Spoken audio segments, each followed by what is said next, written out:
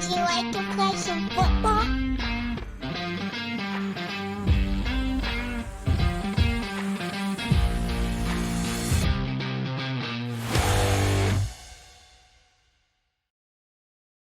And welcome to another edition of Gridiron The Gospel, a faith and college football podcast. Week 4 is in the books, and we are really beginning to figure out what is going on around college football. We're a third of the way through the season, which is amazing and makes me sad in some ways at the same time. But there were some really good games over the weekend, and there's some games to look forward to for next weekend too, week 5, believe it or not. And it'll be the last weekend in September this coming week, but we've got plenty to talk about the events of this weekend too. I'm George Schroeder, and I'm joined this week by Todd Unzicker. Todd's a pastor. He's the executive director of the North Carolina Baptist Convention, but like me, he's a former sports journalist. And Todd, your story of coming to faith while covering the University of Georgia football team is one of my all-time favorite faith stories. And it was the coach at the time, and we can talk about this down the road. And you've talked about this. You're a friend of the program. You've talked about this in other podcasts with us. But Mark Richt was the coach at Georgia and played a significant role in your coming to faith in Christ. I mean, I just love this story. I wish that's what we were going to do the entire podcast on. But man, thank you for joining me and co-hosting today. Yeah, George, it's always good when our paths cross. There's not many pastors, guys in ministry that also share a background in sports journalism. And so, I don't know, are you and I the only one I know of right this second, but it is great to be on this podcast. You guys are doing a great job with it.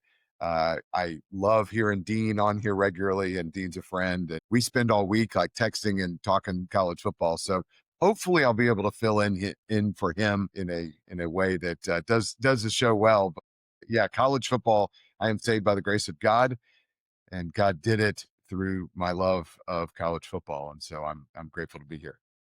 I mean, how could it be any better? The synergy there is amazing, right? And I'm only half kidding, frankly, but there you go. You know, the reason I think there aren't more pastors who were former sports journalists is because I'm not sure sports journalism is the prime training ground for pastors. It could be, I guess, but hey, I'm just glad that first, he called me to himself, and then secondly, that he called me into pastoral ministry. But I love the career that I had before too. So we'll just jump right into it. Dean is traveling this week. He'll be back next. But his Miami Hurricanes whipped Florida, probably as expected, and we can talk about what's going on in Gainesville, where they're 1-3. But let's start in Norman, Oklahoma, where Oklahoma beat Auburn 24-17. The game was billed as the return of Jackson Arnold, who played at Oklahoma last year, transferred to Auburn during the offseason, and really didn't get a fair shake at OU. And I don't mean that OU didn't give him a fair shake. I mean, it was his first year as a starter. He had his top 5 receivers out for most of the year, and he really didn't play very well, but it really wasn't a read on who he is necessarily as a quarterback. And so it was billed as a return on Brett Venables, and that he knew Jackson Arnold so well. He was dialing up play after play after play that really got to Jackson Arnold. I mean, he was sacked 10 times, and he knew exactly what to throw at Jackson Arnold. Well, he absolutely did. And, here's the thing too, the tendencies that you saw in Arnold in 2024, I got a chance to see him in person when Auburn played in Waco and beat Baylor to start the season. And he really beat Baylor with his legs. And he's got good legs. By the way, Oklahoma shut down the entire run game of Auburn, including Jackson Arnold. It wasn't just that he got sacked. He really didn't escape very much. He had one significant play where on 4th and 11, he scrambled for a first down. And that was important in the course of the game. But they shut him down. But when I saw him against Baylor, what I didn't see was sort of, he's developed into a precise, crisp passer. And I thought down the road, teams are going to not let him run, and Auburn's not going to run all over them, and they're going to struggle in those games, and Jackson Arnold's going to struggle in those games. And it happened in Norman Saturday night.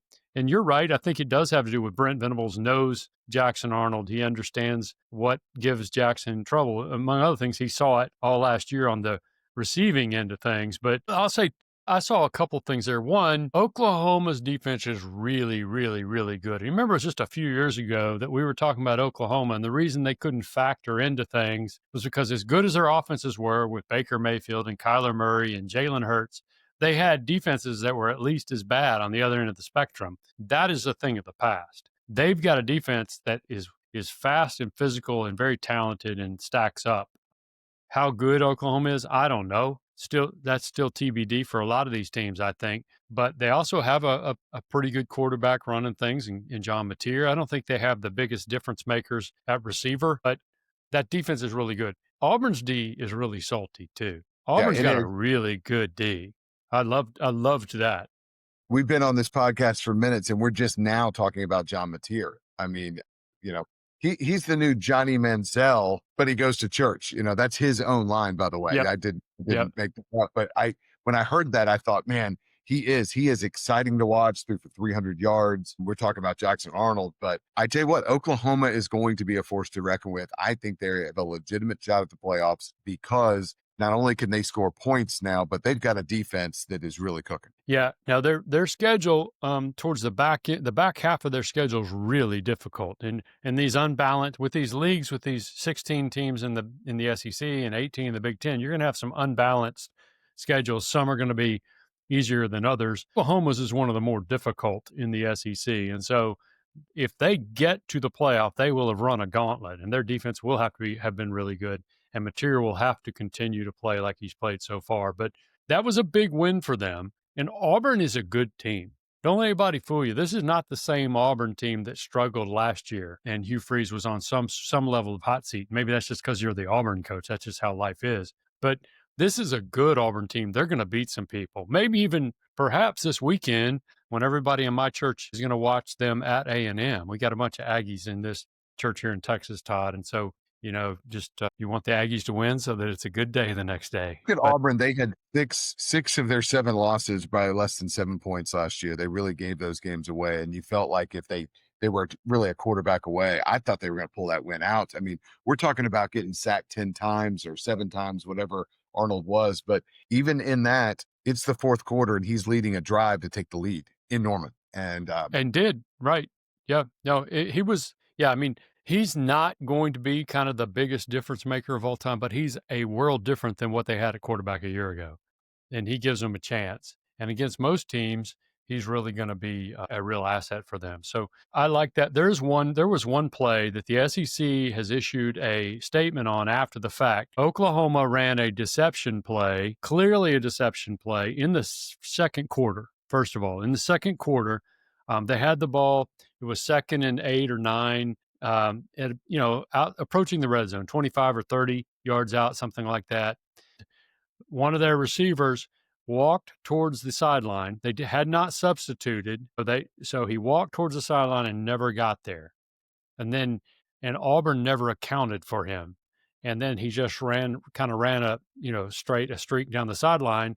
And when they snapped the ball, he ran that streak, and then he was uncovered into the end zone. And according to the rules, which apparently are supposed to be a point of emphasis, and the officials blew this, that should have been flagged for unsportsmanlike because you're not supposed to do, those are the kind of plays that we used to think, oh, that's just great football. You fooled them. But because of the complications and how they do substitutions and things like that, they've sort of shut that down. And they decided it should have been flagged for unsportsmanlike conduct if it violated the rule of deception as relates to substitution. So the SEC came back out Saturday evening and issued a statement and basically said that should have been flagged for unsportsmanlike conduct. Did that cost Auburn the game? I don't know, but it gave Oklahoma a touchdown. Now, would they have scored anyway on that drive? I don't know, but it would have been 2nd and, 22 or 23 or something like that. So maybe they wouldn't have. Me personally, I'm a guest host, so I can say this. I think it's a dumb rule. I'm old school in this way.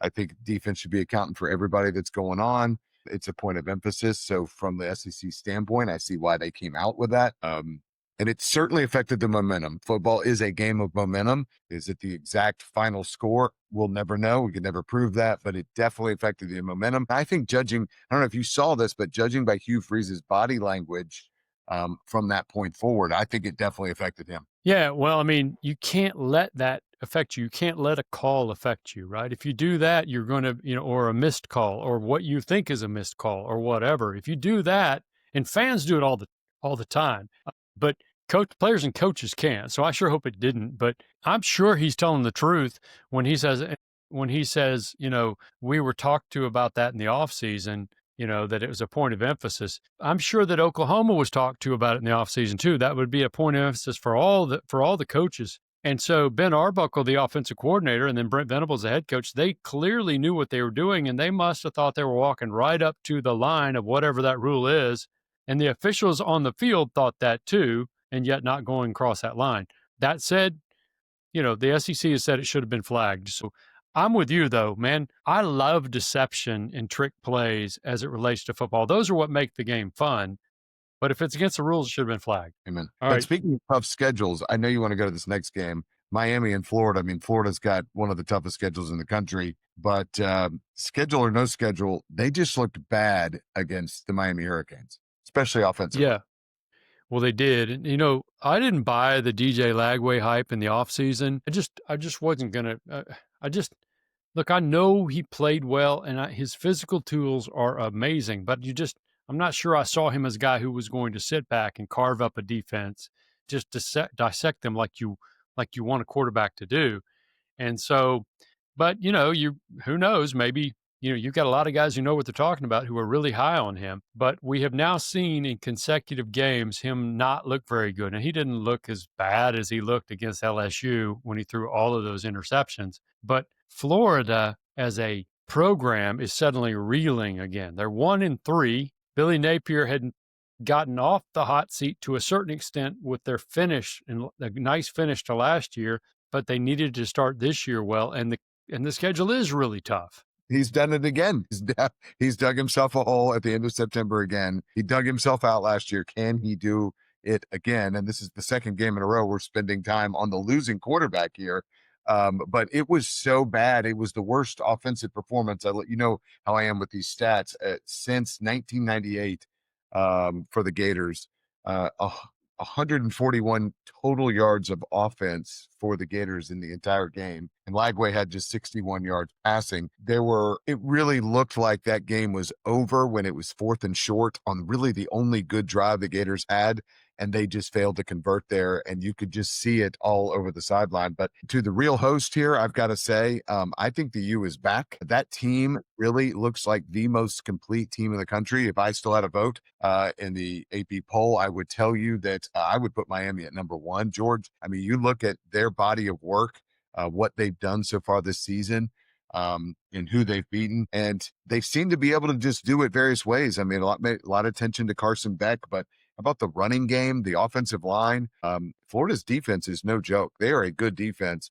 And I thought Mario Cristobal offensive line pushed them all up and down Hard Rock Stadium on Saturday night. Well, it took them a while to get the game completely in hand, at least as the score went. But you never felt like, even when it was 13 to whatever 7, you never really thought that Florida was going to suddenly unleash. And so eventually they pulled away and it was over. I do think Carson Beck is having himself a nice year after the transfer from Georgia. But Miami's defense is something I don't think we talk a lot about, and how much of that has to do with Florida's ineptitude. I don't know. I mean, all this stuff goes back and forth, right? And it changes from week to week.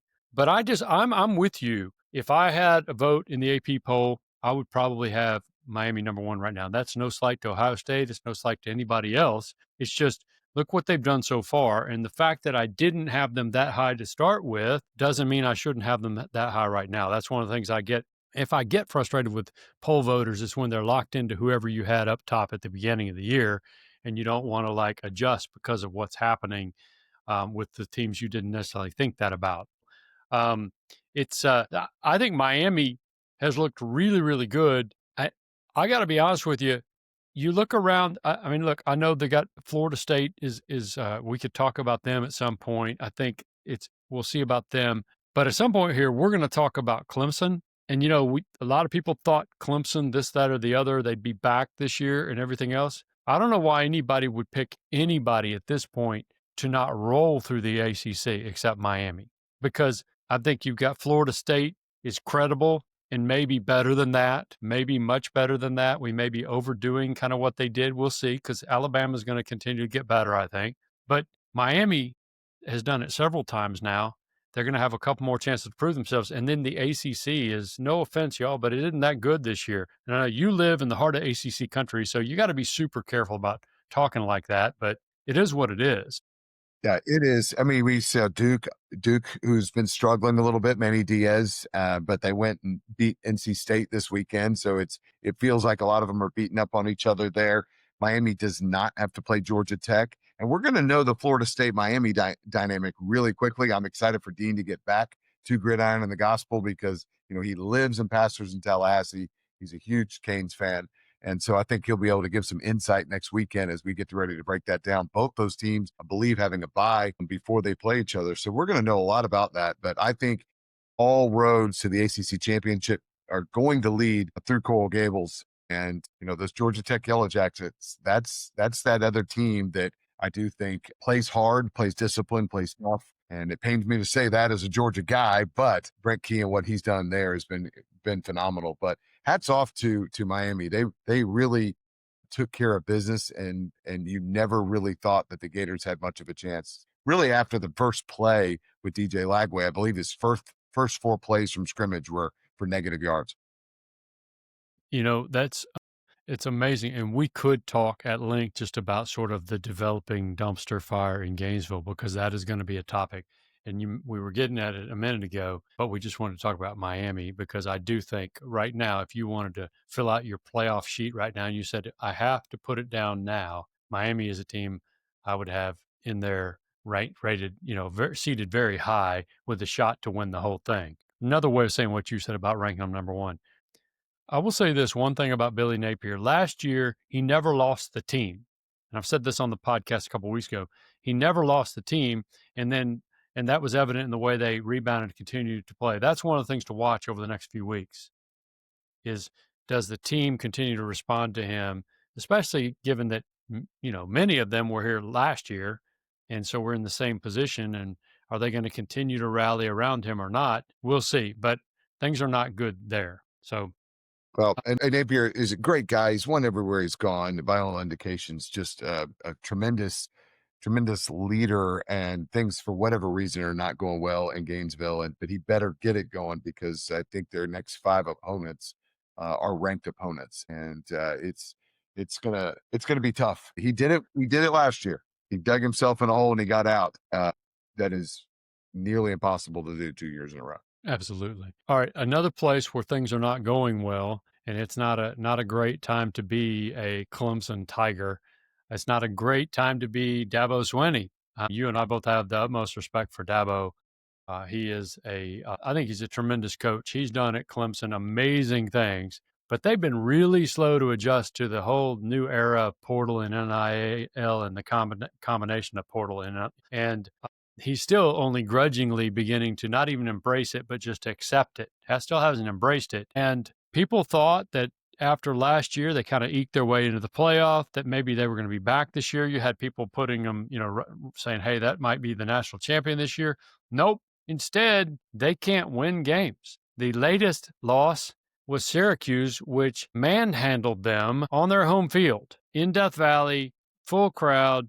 That's a tremendous place to play unless you're the opponent, but Syracuse didn't care. And Fran Brown just brought them in there, and they manhandled Clemson. And if you thought it was bad last week after they lost, wait till this week. And so, I know you've got some thoughts on kind of not just the game, but sort of state of the program and Dabo himself. I thought the whole game was pretty ironic after last week. Dabo giving the media and fans, I really heard that as almost a shot at Clemson fans, saying, hey, if you don't want me, I'll leave. And then he began to give a lecture on all of his accomplishments, which are incredible. And he has won and done an incredible job at elevating that program to a real powerhouse. And then all of a sudden, Syracuse came in. Fran Brown, who now I think is one of the most exciting coaches to watch in college football, one of the exciting young coaches. He came in here. How about that onside kick on the second kickoff? He came in. He had no fear of that Death Valley. I don't know if that was watching the LSU game and the whole battle of who's the real Death Valley. Fran Brown certainly had experience coaching, against LSU, but who would have foreseen a defending ACC champion that entered this season as a preseason top 5 and with a heralded front and all of a sudden face plant? I dare say, is this year's Florida State? I knew that's where you were going. Yeah. That's what I thought about as I was watching that game. is it looked like, you talk about quitting, it looked like that Clemson team had some quit in it. I saw that in Florida State last year. And frankly, Syracuse, the Orangemen, they looked more athletic. They looked like they were fighting harder for their coach. And there was just a zip and a pep to them that you just didn't see in the Clemson Tigers. No, and look, Dabo's never really experienced this. Certainly not since he got it rolling 10 years ago or so, 9 or 10, 11, 12 years ago when he really started to get Clemson going. He's not had this experience. They've dropped off a little bit, but not like what it feels like they are now. This is uncharted territory for Dabo, at least as a head coach. And he's right about all those accomplishments. He's right. It's a bad look when you're reminding people of all your accomplishments, even when you're right. We saw that with Mike Gundy in Oklahoma State a week ago. And it was actually his son reminding people on Twitter, which is maybe even a worse look. Yeah. And then they lost Friday night at home to Tulsa. First home loss to Tulsa since 1951, and 19-12. And we won't even talk much about Oklahoma State other than to say I'll just tell you, the Gundy era has been great for Oklahoma State. It's over. It's just a question of how and when. That's it. I mean, they're going to get blown out in the Big 12 by a lot of people if they're struggling the way they're struggling. But I still have some hope for Dabo and Clemson because there's some talent on the roster. But boy, and also, by the way, the ACC, as I might have mentioned to you before, isn't all that tough this year. And you might go, or most years, I don't know, but it's certainly not that tough this year, I don't think. So there's some hope. Well, one other Where do you want to game, go now? John, Yeah, go ahead. because we talked about this in the ACC this year's Florida State. It seems to be Clemson, going into this weekend, which I kind of felt like this was, George, like rose-colored glasses weekend. It was like I bought into the Clemson hype because of their experience. Everybody that's coming back. I really like an experienced team. Everyone was saying Illinois was this year's Indiana. And I thought Indiana showed, no, we're this year's Indiana. There were a lot of people picking Illinois as contending for the Big Ten. I don't know that we're going to see Illinois in the top half of the 18 teams that are in the Big Ten. I don't know how they got to number 9, other than people thought really highly of them. And it's early in the year, and it's just how you do it. And, who else are you going to put there? And I get it. And nobody's really played. They got to win against Duke on the road. Right, which you're right. That's a good point. And that seems like a good win in recent history. It seems like a good win. And I think it may end up turning out to be a good win. But the final was 63-10, which just tells you Indiana had something they wanted to say. And it's one thing to have something you want to say. It's another thing to have the ability to do it. And so 63-10, though, that is exactly what you're saying. This year's Indiana is quite likely Indiana. That's exactly right. And they haven't gone anywhere. And so that's to their credit, right? We can debate what they should have been in, whether they should have been in the playoff last year, whatever, how paper soft their schedule was. It wasn't that tough going into this game either. They had played nobody, but they walked in and just blew the doors off Illinois. I love that about them. One other team, I just want to mention them real quick. Texas Tech rolled over Utah. We're not going to talk a lot about the Big 12 probably for the next few weeks, maybe. But Texas Tech spent a lot of money, as one does in NIL, and this is where you can see this happen, and it'll probably happen from year to year. It'll be different programs. But they've got a billionaire who is backing them, and they spent $25 million, supposedly, reportedly, on sort of portal players, and about $5 million of it was on the D-line. And they've got a defensive line that's really good, filled with transfers, and it is paying off. I have seen Texas Tech through the years many times and never seen a defensive line like that one. They rolled over Utah at Utah. That's a hard place to play with a backup quarterback who had to pull a lot of the weight when Baron Morton's the starter went down. And so Texas Tech's defense was probably a revelation to a lot of people because they had heard they'd spent a lot of money and they figured it was all on the flash and the sizzle on the offense. And their defense is pretty good. And I think that probably served notice to the rest of the Big 12. And really, it's time for us to start paying attention a little bit to Texas Tech on the national scene in a way we maybe wouldn't have to start the year. Let's just see. I mean, we're a third of the way through the season. We could keep saying it's early, but at some point we got to be talking about these teams as is. So I really liked what I saw from Texas Tech. They got it going, and We'll see. They don't play Iowa State in the Big 12 has too many teams like all these conferences, and Iowa State would be the other team that I'd look at and go, that's a pretty salty bunch. So I guess we'll see. But Yeah. Yeah, did you the pay any hype, attention to that game? the rose-colored glass weekend. We've alluded to that. Kyle Whittingham, that was another team. Utah, this was going to be the year they're going to be back. Mhm. Kyle's on his way out. Certainly an incredible coach and great career. I think a lot of people wanted to see that, and certainly that crowd in Utah, they were unbelievable. I mean, we talk about the defense for the Red Raiders, but their offense had 6 or 7 procedural calls, and that was all the fans that were coming in there. But as I was watching that, I really was sitting there thinking, that Red Raiders administration, they looked at Texas, they looked at Ohio State, Bama, Georgia, the other ones, saw all the money they were spending to get talent. And they looked at themselves and they said, hold our Dr. Pepper, we can do this too. And that team showed up. That looked like a completely different Red Raider team. And congrats, that's a big win on the road against a really It good. really is. That's a hard place to win. And that was a 10 a.m. local time start, and that fan base was revved up.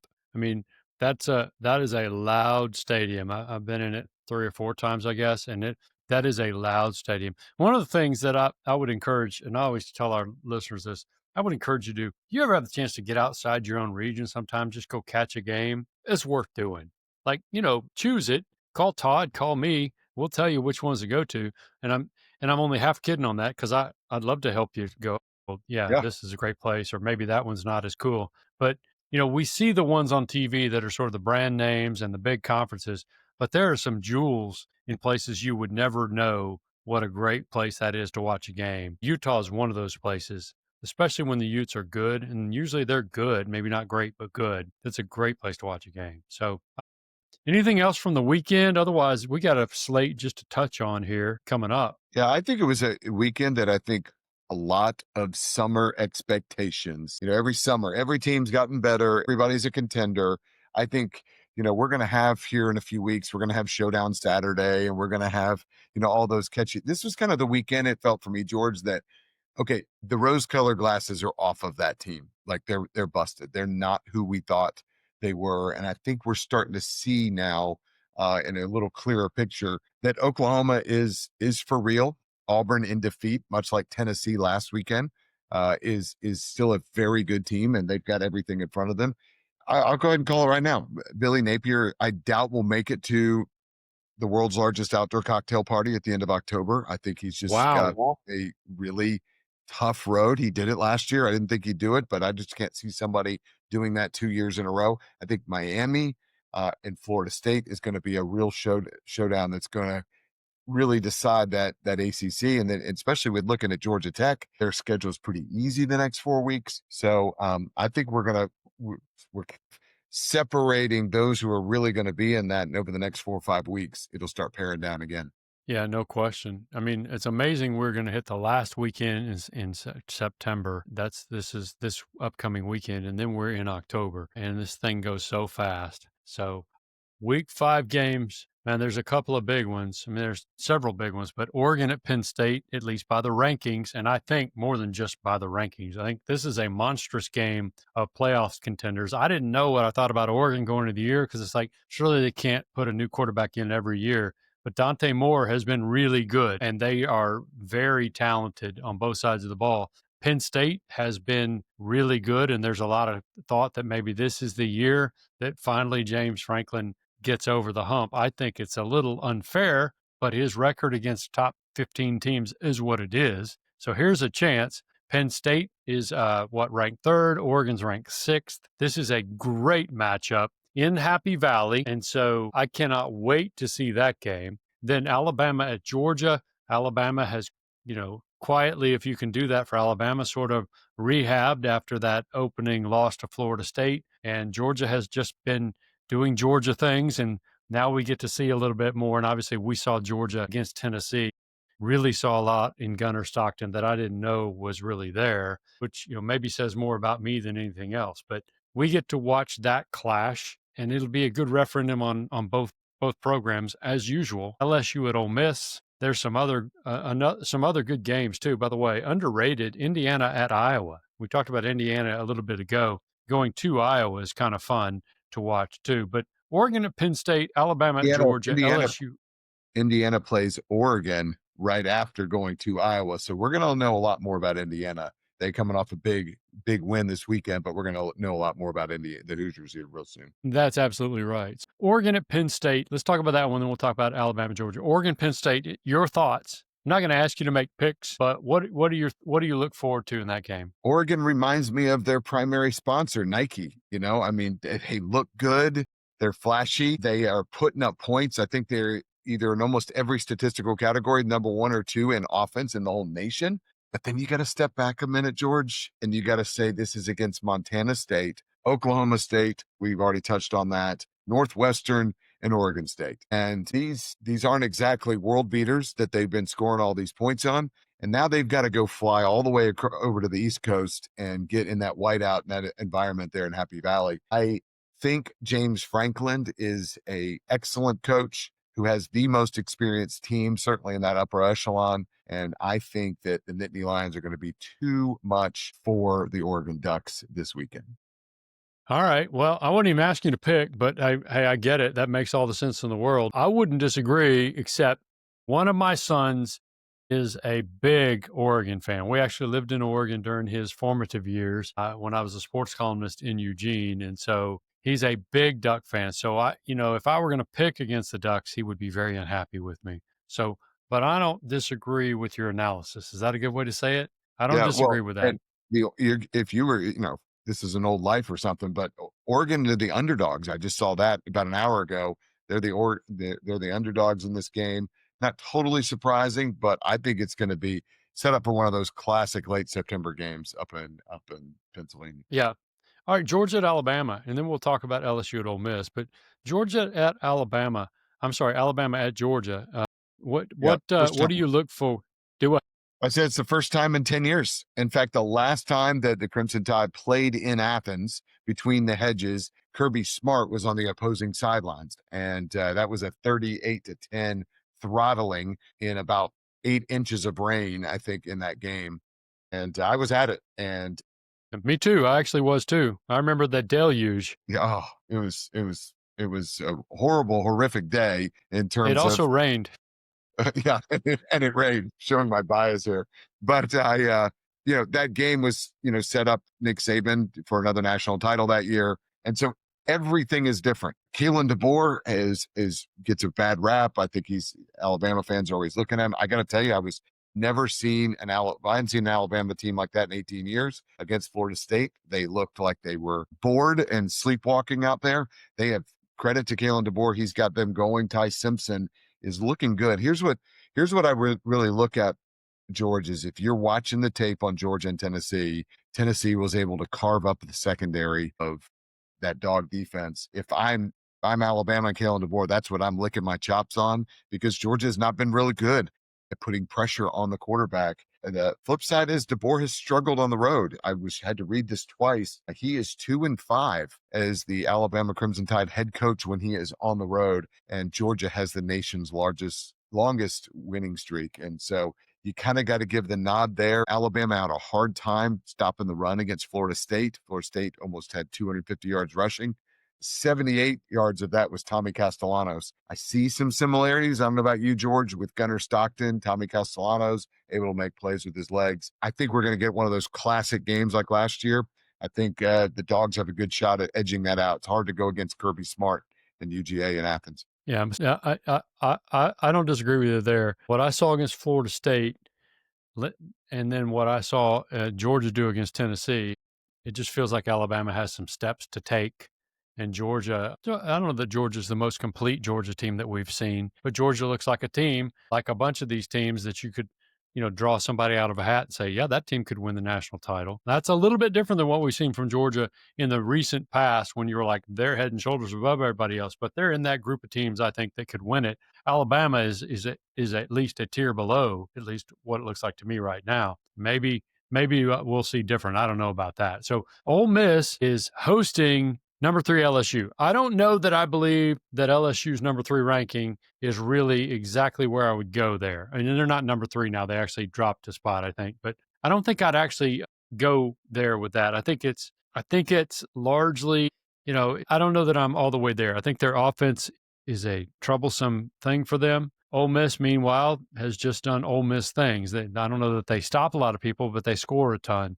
To me, it's got a chance to be super entertaining. In Oxford, those two programs don't like each other very much. Obviously, LSU sort of traditionally wins those games. I'm not sure traditionally is where I'm going on this one. I might choose Ole Miss. If we were actually picking, LSU's a slight favorite, but I would probably choose Ole Miss because I have really been underwhelmed by what LSU is able to do offensively this year to this point when it's been games that mattered. Now they've won, but when they beat Florida, they had one offensive touchdown. Won 20-10. I'm not slighting that. And Brian Kelly wasn't happy when he got asked about his offense right after the game. But I'm just saying you scored one offensive touchdown. Now Florida's got a good defense. I hear you. But we just saw what Miami did, right? They didn't just go crazy, but they were able to do some things offensively. LSU doesn't have those capabilities at this point. I think a lot of people thought Garrett Nussmeier was going to take the next step. I don't know that we've seen that yet. So I think Ole Miss might be the team I'd go with on this one. What do you think? I'm with you, George. I have this funny feeling. And I tell you what, having Clemson lose again kind of makes that first win for LSU at the beginning of the season not look quite as good as we once might have thought. But I think the story here is that we're talking about LSU's defense. They have held all of their opponents to 10 points or fewer.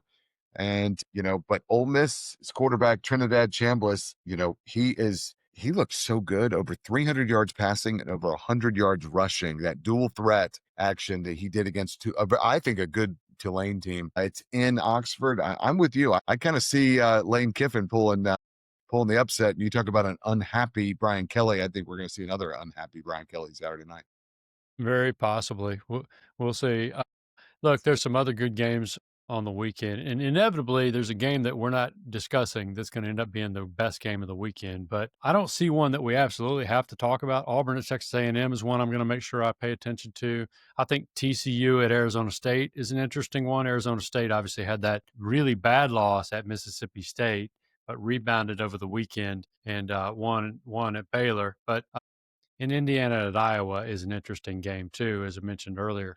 But that's all the time we have for the first half. So we're going to go ahead and hit the locker room, take a break on the way back. And when we come back out, we're going to talk about our shared faith in Christ on the second half of Gridiron the Gospel. We'll be right back. Welcome back. Second half of Gridiron the Gospel of Faith in College Football podcast starts right now. I'm George Schroeder. He's Todd Unzicker, co-hosting with me as Dean and Sarah is out on assignment, and he's actually traveling, and he'll be back next week. But my favorite segment is the second half, or my favorite part of the podcast is the second half. As much as I love college football, I love Jesus a whole lot more. And Todd, I know that's true of you. I know how much you love football. I know how much you love Jesus. We talked about this in the first half. You are in ministry. You were called into ministry after being in sports journalism, just like me, and you have been a missionary. You've been a pastor. You're currently serving as the director of the State Baptist Convention in North Carolina, which obviously means you're still a pastor, but you're still really involved in football in a lot of ways. You're not writing about Georgia, but you're involved in football. Talk about that, and then how that ends up being a ministry for you anyway. Yeah, George, I think really in my whole time of ministry, it never got away from me. Even when I was in Honduras as a missionary, I was bringing Mark Richt and his family down and other football folks down. We brought the University of Georgia football team down to do ministry. And then when came back to the U.S. and was a director of missions, I got asked to be the chaplain pretty much my first day in the county. And I think by about week 3, I was in the booth with a headset on coaching. And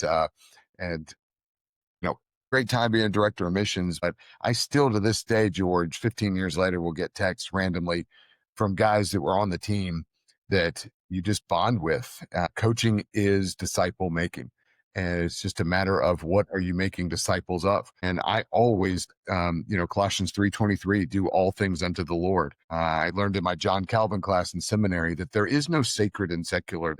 All of it is in the hands of God. And so how can I do what I do well for the glory of God? Being a Baptist bureaucrat now, if I can say that, I am around pastors all day long, and I love my role. We are a movement of churches on mission together. We think God is really moving here in North Carolina, and you and I have talked about that in the past of what he's doing there. But what does that mean for Todd Unzicker, though? The Center Saved by Grace. What is my ministry? And so, I've got kids, and I've coached all of them in everything from soccer to t-ball to baseball and softball. And my daughter playing flag football, and then my boys playing tackle football. Last several years, I have been their coach in Pop Warner. And so it has been my outlet to be around regular people. George, after a full day, I'm an early riser. I'm up and at 'em by 5, and full day in the office or out driving around the state. The last thing on earth sometimes I want to do at 5 o'clock is do anything other than sit on the couch and watch some football or hang out. But I'm out most evenings, running around, putting in 10 to 15,000 steps a night and coaching boys, not only because I love the game, but it gives me an outlet to share Christ. And George, by God's grace, there has not been a season that we have coached that we have not seen someone or even a family come to faith. And even today, sitting with my family at church today, were 3 families, 2 of which I do not know that profess Jesus at all, and another one that's not plugged into a church. And so they were sitting with our family. It's pretty funny when you go to church, and we needed seats for about 24 of us with these families coming in today. And there were a whole bunch of others that came as well this week. So it's really, really, I look at it as a personal ministry of mine. Is I want to love these boys. I want to love their families. And I want to teach them the values that football brings, but I want to show them that no matter what they do in life, that they are loved by a God of the universe that created them and gave his life for them. Yeah, I love that because listen, I love that coaches can be transformational just in instilling good morals and good values, good character qualities. That's certainly true, but ultimately you need to know Jesus, or your goodness is like filthy rags, the Bible says. And so I love that, and it takes an intentionality. When you said that by God's grace, it's clearly Him doing it. Someone has come to Christ each year, someone or someone's. There's an intentionality that has to happen there. That just doesn't happen because you say, yeah, I'm Coach Todd, I happen to be a Christian, and then you don't do anything about it. So how do you go about sort of building that relationship and then getting to the point where you're sharing Christ? How does that work? Is that, Yeah, do you have I think my style, George, is what I would do with the neighbors. I want to meet people where they are. I feel like that's the model of Jesus. I'm not usually wearing a Lord's Gym T-shirt. I'm not having John 3:16 on my eye black, or I don't even wear eye black. I'm a coach, but I'm not doing those kind of things. But I let every parent know at the very, the opening Zoom when I met them all. I let them know that I'm a Christian. I told them my story. My story was really connected with football, obviously, and background in what I've done before. And I tell them, I say, I'm a pastor, and I say, I'm going to run things the way that I think my Lord and Savior would run this. And so it gives me some promises that I make to players. Yeah, I yell and scream with the best of them. We could have a Gridiron The Gospel live mic with Coach Todd if you want to do that sometime. But I yell and scream, but I never demean. I don't demean the players, and I want to teach them and teach them well. I tell parents it's not my job to turn your boy into a man, but I'm here to assist you because that's what God's called us to do. I'm very, very blunt about that. I told my coaching staff, and there were several of them who are not plugged into a church, but we pray for the boys out on the field every night at the end of practice. We don't make a big spectacle of it. We just do every single night. And I remember one coach, after about night 2 or 3, he looks and says, man, I'm going to call my mom. She's going to be so proud because I've prayed 3 nights in a row and I haven't done that in 20 years. Little things like that, going to visit the boys in the hospital. That's what we as pastors do. We do hospital visits, and, football's a contact sport. Kids get hurt. And so we make sure we check on. My wife is very much a part of this, like we would do anything else. And in fact, she's really great with the moms and with the boys. And we just want to create an atmosphere where it's different. Football can be a really ugly, cutthroat thing at times, adventure. And I believe that you can win football games and be a successful coach and do it in a way that honors Christ. And that was modeled for me. And that's what I want to do with my boys. And it gives me a great time to be with my kids as well. I love that. So what ages are you currently coaching? Yeah, I'm currently coaching a 10U Pop Warner team right now. My older son, he's playing JV ball now for our local high school that they go to. And my daughter is, I had a chance to coach her team and my younger son's team in flag football in the spring and went all the way to nationals. And so I played at the IMG Academy and getting to coach two kids in that day down there at the IMG Academy. I hadn't been there, George, you'll appreciate this, since covering recruiting visits probably in the early 2000s. And so to be there with my own kids was pretty surreal. That's pretty cool. So you mentioned you had a group with you today. Now, I happen to know because we talked before the podcast that you've been a member, and you may still be a member of the Summit Church. You were on staff there before you became the executive director of the North Carolina Baptist Convention. But the Summit Church in Raleigh, Durham, and they did something special today. And they planned it obviously for months, but they had church at the Dean Dome at the arena where the Tar Heels play. What was that like? And tell us a little bit about it, just Yeah, because I think, it was a yeah. gift. Being in this role, I'm preaching most weekends. So I'm out on the road all over the state. I was scheduled to be preaching somewhere this weekend, and some things changed in the schedule. The church I was supposed to go at, and realized that this was the Summit Church is a multi-site church in the Raleigh-Durham, the Triangle, they call this area. And about every couple of years, there's a one big gathering. And this year packed out the Dean Dome. And I thought, what a perfect opportunity. I I just invited the entire football team and all of the families to come. And I would say easily more than half, maybe three-fourths came this Saturday. It was so fun to watch our players, the kids sitting together there in the Dean Dome. And, we've been seeing a lot in the news, George, just of a renewal. I'm not going to call it a revival yet. I think that's something better to look back on, but I would call it a moment. I think there's a moment of spiritual receptivity in this generation that I've not seen in my 21 years of being a Christian. And, University of North Carolina Tar Heels, it's one of the most secular campuses, let's just say it that way, that's around. And to see thousands of college students walking on campus this morning, holding their Bible. My wife went to UConn. I went to the University of Georgia, very similar. That was something I just didn't see happening.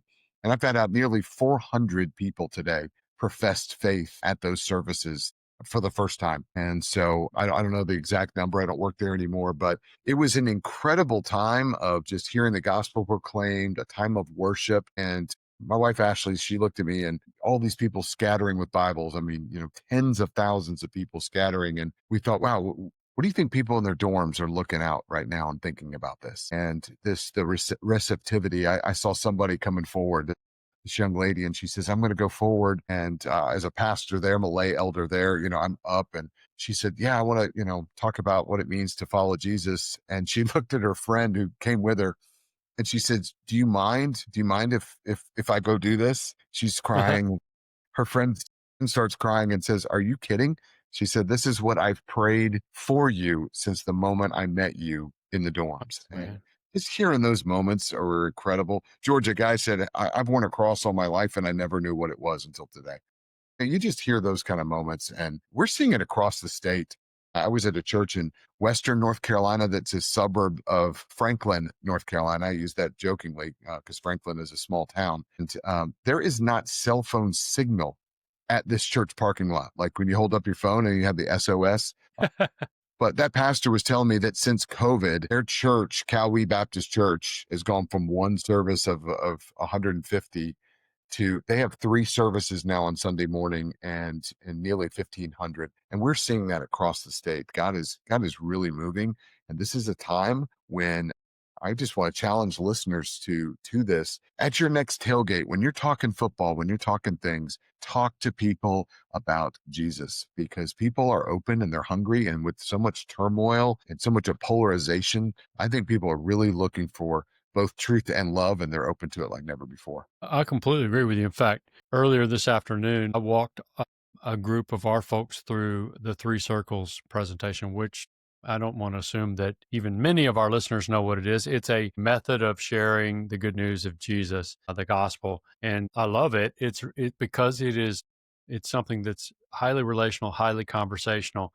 And there is a unique openness, I think, in this moment. As you said, people can see that the world is broken. Everybody sees that. No one would disagree that the world is broken. They might have different views about why or what the cause is or how to fix it or whatever, but everybody would probably agree the world is broken. And then in each person's life, when you get to know people, you begin to realize many of them recognize that they are broken or their families are broken or their situations are broken, and they don't really see a way out of it.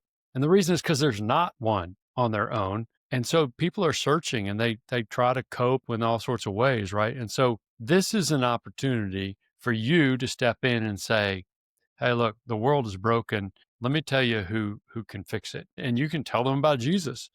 And so I would completely agree. And a tailgate or a shared friendship over football, that is a prime opportunity for you to get into your friend's life and to be willing. You've got to be willing, but then to share Jesus with them.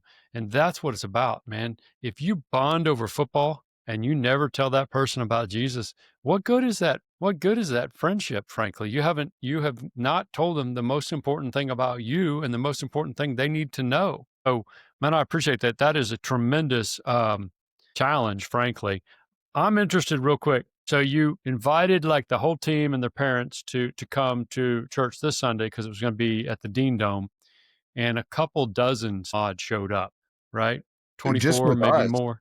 Yeah, no, that more came, but No, I mean, but from you guys.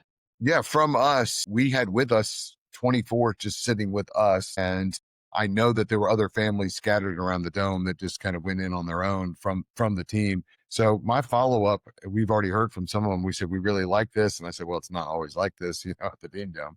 Yeah. But some have said, I'm going to send a follow-up and say, hey, this is a regular part of our family life. And if you'd like to come and I'm kind of toying with actually telling the boys, hey, tell the boys to all wear their jerseys and we can all sit together and kind of do it and maybe do lunch afterwards. And so what I'm trying to do is make how they know me, and they don't know me as Pastor Todd. They don't know me as Brother Todd. They know me as Coach Todd.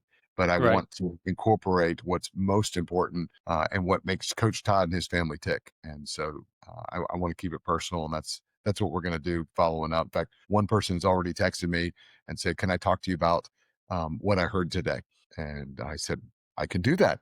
And so we'll be doing that. My wife just had somebody from another part of this, from the Northeast, texted her out of the blue today. Somebody I know for a fact she's prayed for at least 18 years. Tell her things are just not good, and I'm open to God. Can you talk to me about God?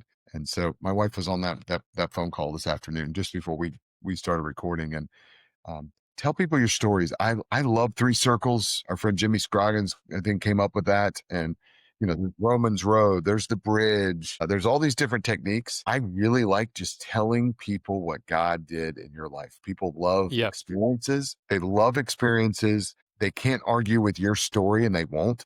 That's your story. And our friend Trevin Wax calls that the UBU kind of idea that is so popular. Well, I'm going to be me, and let me tell you about me. And I'm going to trust that the Spirit of God is going to open the eyes and open the hearts, and he's going to draw people to himself. And we get to be the image bearers of that. No, that's exactly right. I mean, that is such a it's a tremendous responsibility, but it's an unbelievable honor to be able to carry God's word to people, to be ministers in Corinthians 5 of reconciliation. And so, that's just, I love that. One of the things I love is this: you're sitting here, and your primary role is as a pastor and as as you called it, a Baptist bureaucrat now, but you're a pastor. And yet you have an everyday life that is an outlet it's away from sort of the professional end of your ministry. And yet that's where you end up finding, that's where you're outside sort of the church bubble, frankly, and you're reaching people for Christ. And so what I'm saying is, you got two pastors that are on this podcast right now. It's an amazing thing for me to say that still and think that I'm one of them, but you got two pastors on this podcast. And yet what you're hearing is what Todd's doing is what everybody who's on this podcast who's not a pastor, you have that everyday life all the time. You're not in a church bubble, except when you come to church. And so, man, that's that's what we're saying. We're not even saying invite your friend to church, although I love that. And stats would show if you ask your friend to church, they will come. They'll just come if you ask them. What we're saying is you have a ministry out there in the everyday world. It might be youth sports. It's certainly on your job. I mean, it's different for every one of us. But the question is, do you care about your coworkers, your friends, your classmates, your teammates? Do you care about them? And then are you willing to have gospel conversations with them? Will you turn kind of an ordinary conversation into a gospel conversation? Are you willing to do that? And if you're willing to do that, people are willing to listen, especially in this moment. And I think that's what you were alluding to too. And so I really appreciate that you have this outlet that could just be hey, this is where I get away from it all, but instead there's an intentionality, a gospel intentionality there, Todd. So thanks Yeah, for doing that. I actually think in my professional, my vocational ministry, if you will, leading North Carolina Baptist, our founding documents say that North Carolina Baptist exists to assist churches in her divinely appointed call on the Great Commission. And so what we do as an organization is we assist churches in the Great Commission. And so I know I'm actually going to a board meeting here this week, and I am going to share with our board what God is doing in my own life. And I would tell any pastors, because I know we have a lot of pastors who are listeners, preach God's word in the pulpit. That's your primary role, but model discipleship and what it means, and go plug into something. It doesn't have to be football. Hunting is right around the corner. It could be fishing, whatever it is in your culture, go plug in and go make disciples. More is caught than taught. And so let your people see that you aren't just preaching a life on mission, that you're living a life on mission. Man, that's right. That is so good. I appreciate that. Hey, listen, I know we could talk a lot longer about this, and I would love, and I told you this before, when Dean comes back, we want to have you back on at some point. But I'm so grateful that you would co-host with Dean out, and we'll have to do that again too, because Dean's got a bit of a travel schedule. So that happens sometimes, and I know you do too. But if you're available, I'd love for you to come back on. Yeah, For just let sure. Dean So know I flashed the U on the segment. So he's absolutely. he Even if you're watching us on YouTube, we both just did the U. So I love that, and he's going to love that, and he can't wait for that game. That's for sure. So Florida State and Miami. And it causes a unique tension for a guy who's a Canes fan in Tallahassee, but that's all right. So tell you what I'm going to do. I'm just going to wrap this thing up. So you can email us at gridirongospelpod@gmail.com. You can reach out on Twitter. My handle is @George Schroeder. Todd, what's yours? It's at Todd Unzicker. That's what I thought. TODDUNZICKER. Reach out. We'd love to talk with you. If you're in North Carolina, you ought to reach out just to talk more with Todd. What a great dude. You can find us on YouTube. I mentioned that. If you'll just search for Gridiron and the Gospel, you can visit us online, gridironthegospel.com, and be sure to rate, review, and subscribe in your favorite podcast app if that's the way that you're getting us. We'd appreciate that. That really helps. So, and tune in next week for more Gridiron and the Gospel, a faith and college football podcast.